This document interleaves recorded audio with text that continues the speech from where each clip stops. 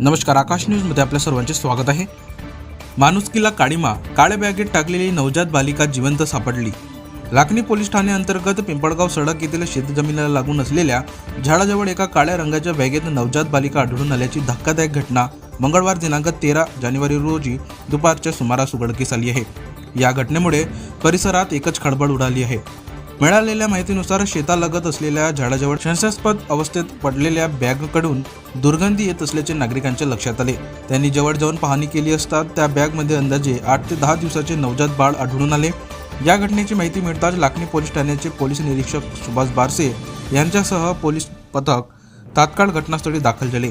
बॅगची पाहणी केली असता त्यामध्ये स्त्री जातीची नवजात बालिका जिवंत अवस्थेत आढळून आली। तात्काळ या बालिकेला ग्रामीण रुग्णालय लाखनी येथे दाखल करण्यात आले।